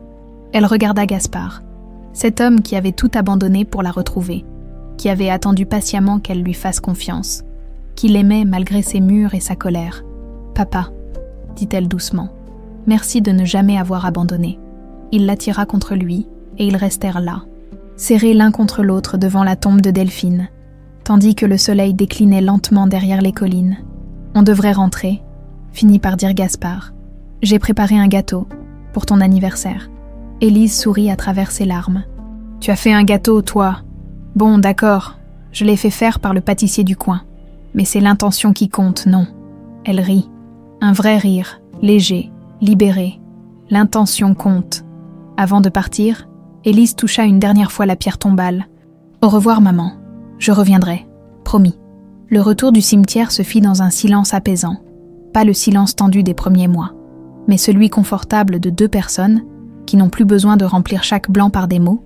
Élise regardait défiler le paysage par la fenêtre, le bracelet d'argent brillant à son poignet sous la lumière déclinante du soleil. Quelque chose avait changé au cimetière, quelque chose s'était libéré. « Tu vas vraiment bien ?» demanda Gaspard en se garant devant la villa. « Oui. » Elle se tourna vers lui et sourit. Un vrai sourire. Sans amertume, pour la première fois depuis longtemps, je crois que oui. La soirée se déroula avec une douceur inattendue. Gaspard avait effectivement acheté un gâteau, un énorme macaron géant décoré de roses en sucre. Il avait aussi invité la thérapeute d'Élise, Dr Rousseau, une femme chaleureuse qui était devenue bien plus qu'une simple professionnelle ces derniers mois. « Joyeux anniversaire, Élise », dit-elle en lui tendant un petit paquet.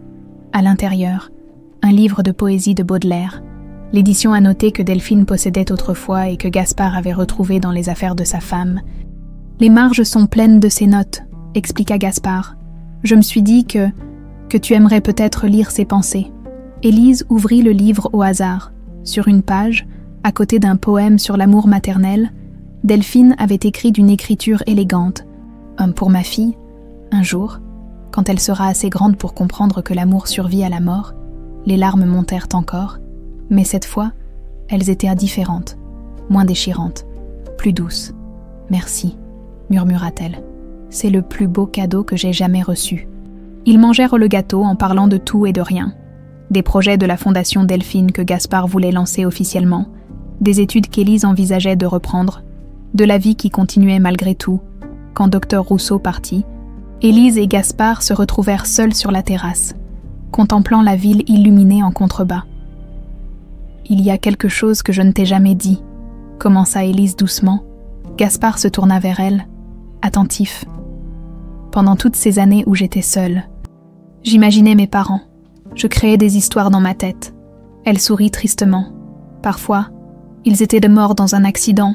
Parfois, ils m'avaient abandonnée parce qu'ils étaient trop jeunes. Parfois, ils me cherchaient partout, mais ne me trouvaient jamais. Et quelle version tu préférais ? Celle où ils me cherchaient. » Sa voix se brisa légèrement, parce que ça voulait dire que j'avais été voulue, même si je ne les trouvais jamais. Au moins, je n'étais pas un déchet. Gaspard ferma les yeux, la douleur visible sur son visage. « Et maintenant que tu sais la vérité, maintenant... » Élise prit une grande inspiration. « Maintenant, j'ai peur. » « De quoi ? D'être heureuse ?» Les mots sortirent en un murmure à peine audible. « Parce que chaque fois que j'ai été heureuse dans ma vie, ça s'est terminé par une catastrophe. Chaque famille qui m'a prise, je commençais à m'attacher. Et puis, elle fit un geste de la main. Terminé. Retour à l'orphelinat. » Gaspard s'approcha et prit ses mains dans les siennes. « Élise, regarde-moi. » Elle leva les yeux vers lui, vulnérable d'une façon qu'elle ne l'avait jamais été. « Je ne vais nulle part, » dit-il avec une fermeté absolue. « Tu m'entends ? Nulle part. Tu peux me détester, me crier dessus, me repousser. Je resterai, parce que tu es ma fille, et rien au monde ne changera ça. Tu ne peux pas promettre ça. Si, je le peux, et je le fais. » Il serra ses mains plus fort. « Je t'ai cherché pendant 25 ans. Tu crois vraiment que je vais partir maintenant que je t'ai enfin retrouvée ?» Élise voulut répondre quelque chose, mais les mots ne venaient pas. À la place, un sanglot violent lui échappa. Gaspard la tira immédiatement contre lui, et elle s'effondra dans ses bras. « J'ai tellement peur, » répéta-t-elle contre son épaule. « Tellement peur de m'attacher et que tu disparaisses. Que tu te rendes compte que je ne suis pas celle que tu espérais, que je suis juste, cassée. Tu n'es pas cassée. » Il caressa ses cheveux comme il aurait dû pouvoir le faire depuis 26 ans. « Tu es blessée. C'est différent. Les blessures guérissent. Mais si elles ne guérissent pas, alors on apprendra à vivre avec, ensemble. » Il l'écarta légèrement pour la regarder dans les yeux. « Élise, tu n'as pas besoin d'être parfaite pour que je t'aime. Tu n'as pas besoin d'être guérie. Tu as juste besoin d'être toi. » Quelque chose céda définitivement en Élise. Tous les murs qu'elle avait construits pendant 26 ans s'effondrèrent d'un coup. Elle pleura comme elle n'avait jamais pleuré. Pas de rage cette fois, pas de douleur pure, mais de libération. Je ne sais pas comment être ta fille, sanglota-t-elle. Je ne sais pas comment laisser quelqu'un m'aimer. J'ai tellement peur. Alors on va apprendre ensemble. Gaspard pleurait aussi maintenant, sans aucune honte. Je ne sais pas non plus comment être ton père après tout ce temps, mais on va y arriver, pas à pas, jour après jour. Ils restèrent enlacés sur la terrasse pendant ce qui sembla être une éternité, deux âmes brisées qui apprenaient enfin à guérir ensemble. Quand les larmes finirent par se tarir, Élise recula légèrement et regarda son père. Son père. Elle pouvait enfin penser ce mot sans que ça lui fasse mal. Papa. Oui, je crois que... Elle chercha ses mots, terrifiée et libérée à la fois. Je crois que je suis prête. Prête pour quoi? Prête à essayer d'être heureuse. Un sourire tremblant naquit sur ses lèvres. Prête à te laisser m'aimer. Le soulagement qui inonda le visage de Gaspard était presque douloureux à voir. Il l'attira à nouveau contre lui et murmura contre ses cheveux. « Tu ne peux pas savoir combien j'ai attendu d'entendre ça. » Cette nuit-là, pour la première fois, Élise ne fit pas de cauchemar. Elle dormit paisiblement, le livre de Delphine serré contre sa poitrine, le bracelet d'argent brillant doucement dans l'obscurité, et dans ses rêves, elle vit une femme aux cheveux châtains et au sourire doux qui lui disait « Ah, tu peux être heureuse, ma petite Rose, tu en as le droit. » Le lendemain matin, Élise se réveilla avec une clarté nouvelle. Elle descendit à la cuisine où Gaspard préparait déjà le café, beaucoup trop sucré, exactement comme elle l'aimait. « Bonjour », dit-il en lui tendant une tasse. « Bien dormi. » Mieux que jamais. Elle s'assit au comptoir. « Papa, j'ai réfléchi. » Il s'installa en face d'elle, attentif. « Je veux faire quelque chose. Pour Delphine. Pour Marguerite aussi bizarre que ça puisse paraître. Et pour toutes les autres filles comme moi. Je t'écoute. La Fondation Delphine, je veux m'y investir vraiment. Pas juste être une porte-parole, mais travailler dessus, aider les enfants dans les systèmes d'adoption, ceux qu'on renvoie, ceux qui pensent qu'ils sont défectueux. » Gaspard sourit, les yeux brillants de fierté. « Ta mère aurait adoré cette idée. Et moi aussi. Je veux qu'on fasse quelque chose pour les femmes qui perdent des grossesses, comme Marguerite. » Elle vit la surprise sur le visage de Gaspard. « Je ne pardonne pas ce qu'elle a fait, mais je comprends sa douleur maintenant. Et peut-être que si elle avait eu de l'aide à l'époque, rien de tout ça ne serait arrivé. » Il hocha lentement la tête. « Tu as raison, on va le faire. Vraiment, vraiment. » Il tendit la main par-dessus le comptoir. « Partenaire. » Élise prit sa main et la serra fermement. « Partenaire. » 3 semaines plus tard, lors d'une conférence de presse pour annoncer le lancement officiel de la Fondation Delphine, Élise se tenait à côté de Gaspard devant une foule de journalistes. Elle portait une robe simple mais élégante. Le bracelet d'argent brillait à son poignet, visible pour tous. « Je m'appelle Élise Marceau de la Croix », commença-t-elle d'une voix claire. « Pendant 25 ans, j'ai cru être une orpheline abandonnée. J'ai passé par 7 familles d'accueil, 7 rejets. J'ai grandi en pensant que quelque chose en moi était cassé. » Elle marqua une pause, regardant directement les caméras. « Puis j'ai découvert la vérité. Je n'avais pas été abandonnée. J'avais été volée. Et j'avais un père qui m'avait cherché désespérément pendant toutes ces années. » Sa voix se brisa légèrement, mais elle continua. « Aujourd'hui, je lance cette fondation pour toutes les filles et tous les garçons qui se sentent invisibles. Pour ceux qui pensent qu'ils ne méritent pas l'amour. Pour leur dire qu'ils se trompent, qu'ils sont vus, qu'ils sont importants. » Gaspard posa fièrement sa main sur son épaule. « Et pour leur promettre, » conclut Élise, « que quelque part, quelqu'un les cherche, toujours. » Les applaudissements explosèrent dans la salle.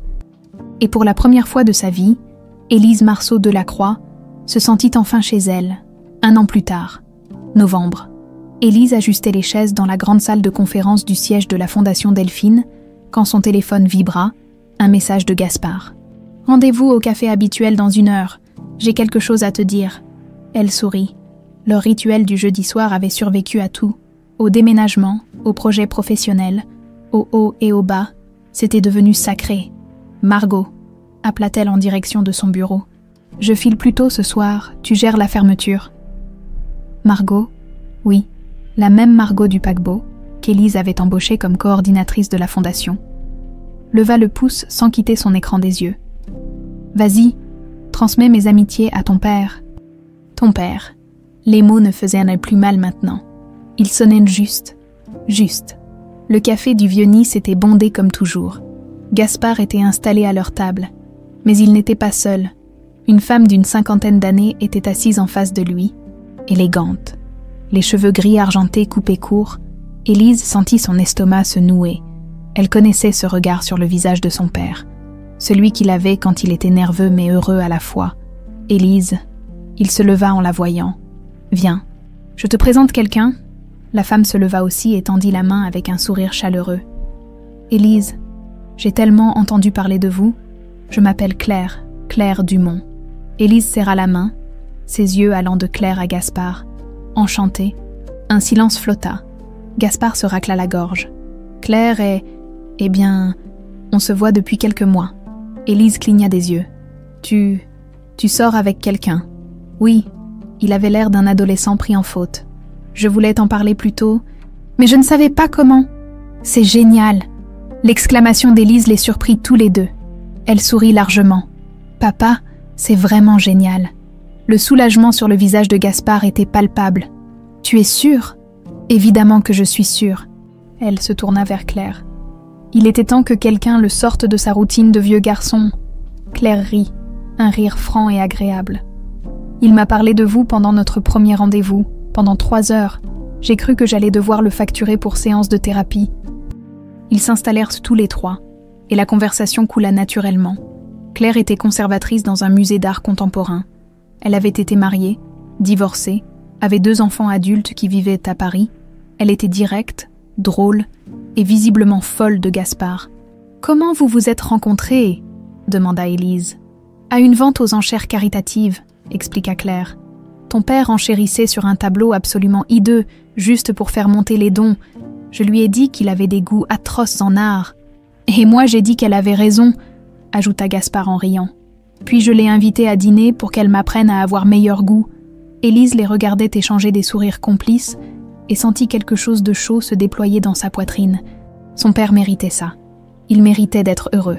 « Je suis contente pour toi, papa. » Elle posa sa main sur la sienne. « Vraiment. » Après le dîner, Élise et Gaspard raccompagnèrent Claire à sa voiture, puis marchèrent ensemble le long de la promenade des Anglais. La mer était calme, reflétant les lumières de la ville comme un miroir noir parsemé d'étoiles. « Tu es vraiment sûr que ça va ?» demanda Gaspard pour la 3e fois. « Papa, arrête !» Elle lui donna un coup d'épaule affectueux. « Claire est géniale. Et tu as l'air léger, comme si un poids énorme était parti. » C'est exactement ça. Il s'arrêta et se tourna vers elle. « Pendant 25 ans, j'ai porté la culpabilité et le deuil comme une armure. Je pensais que je ne méritais pas d'être heureux après ce qui s'était passé. Et maintenant, j'ai ma fille. » Il sourit. « Et pour la première fois depuis la mort de Delphine, je me sens vivant, pas juste en train de survivre. Vivant. » Élise sentit les larmes monter. Les bonnes larmes. Celles qui viennent quand le cœur est trop plein. « Maman aurait voulu ça pour toi. » « Je sais. » Il regarda l'horizon. « J'ai mis du temps à le comprendre. Mais maintenant je le sais. » Ils restèrent silencieux un moment, écoutant les vagues. « Au fait, » dit Élise en sortant une enveloppe de son sac. « J'ai reçu quelque chose hier, par la poste. » Gaspard prit l'enveloppe. Pas d'adresse d'expéditeur. Juste le nom d'Élise écrit à la main. Une écriture tremblante, presque illisible, à l'intérieur. Une photo jaunie et une lettre sur la photo. Marguerite Vasseur, bien plus jeune, tenait un bébé, Élise, avec une expression qui mélangeait folie et tendresse, dans des proportions égales. La lettre, datée d'1 mois avant la mort de Marguerite, était brève. « Élise, je ne sais pas si tu liras un jour ces mots. Je ne sais même pas si tu sauras un jour qui je suis et ce que j'ai fait. Je t'ai volé parce que j'avais perdu ma fille et que ma tête ne fonctionnait plus. Pendant des semaines, j'ai cru que tu étais ma Rose. Puis la réalité est revenue, brutale. Tu n'étais pas ma fille. Tu étais l'enfant de quelqu'un d'autre. Et je t'avais arraché à ton père. Je ne peux pas défaire ce que j'ai fait. Je ne peux pas te rendre les années perdues. Je ne peux même pas demander pardon. Je ne le mérite pas. Mais je veux que tu saches une chose. Pendant le peu de temps où je t'ai eu, je t'ai aimé. D'un amour malade, délirant, criminel. Mais un amour quand même. Quand je t'ai déposé à l'orphelinat, J'ai gardé le bracelet que ton vrai père t'avait mis. Puis je me suis rendu compte que c'était la seule chose qui pourrait te ramener à lui un jour. Alors je suis retournée et je l'ai remis à ton poignet pendant que tu dormais. C'était mon dernier acte saint d'esprit. Pardonne-moi, ou ne me pardonne pas. Les deux sont mérités. M.V. Élise plia lentement la lettre. Gaspard la regardait, attendant sa réaction. « Qu'est-ce que tu vas en faire ?» demanda-t-il doucement. « La garder. » Elle glissa la photo et la lettre dans l'enveloppe. « Parce que même les histoires les plus douloureuses méritent d'être rappelées. Tu lui pardonnes ?» Élise réfléchit longuement. « Non, pas vraiment, mais je comprends maintenant qu'elle était humaine, malade, brisée, criminelle, mais humaine. » Elle regarda son père. « Et garder de la haine pour elle ne ramènera pas les années perdues. Alors je choisis de lâcher prise. » Gaspard l'attira contre lui. « Ta mère serait incroyablement fière de qui tu es devenu. Je l'espère. » 3 mois plus tard, le printemps éclatait sur Nice avec une violence joyeuse. Les mimosas fleurissaient sur les collines, remplissant l'air de leurs parfums sucrés. Élise se tenait dans le jardin de la villa. Leur villa maintenant. Pas juste celle de Gaspard, en train d'arroser les rosiers que Claire avait plantés le mois dernier. Claire passait la moitié de la semaine à la villa maintenant. Elle et Élise avaient développé une relation étrange, mais solide. Pas mère-fille. Juste 2 femmes qui aimaient le même homme et qui apprenaient à s'apprécier. Élise. La voix de Gaspard venait de la maison. Téléphone. C'est la mairie. Ils veulent savoir si tu peux parler à leur événement sur l'adoption en juin. Dis-leur oui, cria-t-elle en retour. Elle posa l'arrosoir et s'assit sur le banc sous le grand chêne. Le bracelet d'argent brillait à son poignet. Elle le toucha distraitement, comme elle le faisait maintenant par habitude, plutôt que par douleur, pour notre rose éternelle. Elle avait été volée, elle avait été perdue, elle avait été rejetée 7 fois. Elle avait passé 25 ans à croire qu'elle ne méritait pas l'amour. Mais ce minuscule bracelet avait traversé 2 décennies et demie de chaos pour finalement la ramener là où elle appartenait. Pas à un lieu, à une personne. Élise. Gaspard sortit dans le jardin avec 2 verres de limonade. Tu rêvasses. Je réfléchis. À quoi? Au fait que la vie est bizarre. Elle accepta le verre. Si Marguerite ne m'avait pas laissé ce bracelet, si tu n'avais pas embarqué sur ce paquebot exactement cette nuit-là, si j'avais travaillé dans une autre section, on ne se serait jamais trouvé. Gaspard s'assit à côté d'elle. C'est terrifiant quand on y pense. Ou c'est le destin? Tu crois au destin maintenant? Élise regarda le bracelet briller sous le soleil. Je crois que certaines choses sont faites pour être, même si elles prennent 25 ans à se réaliser. Gaspard passa son bras autour de ses épaules. Tu sais ce que Delphine disait toujours. Quoi? Que l'amour véritable ne meurt jamais. Il attend juste son moment. Élise appuya sa tête contre l'épaule de son père. Elle avait raison. Ils restèrent assis en silence, regardant les roses blanches se balancer doucement dans la brise. Quelque part au loin, des cloches d'église sonnaient, et Élise Marceau de la Croix, pour la première fois de ses 27 ans, se sentit complètement, totalement chez elle,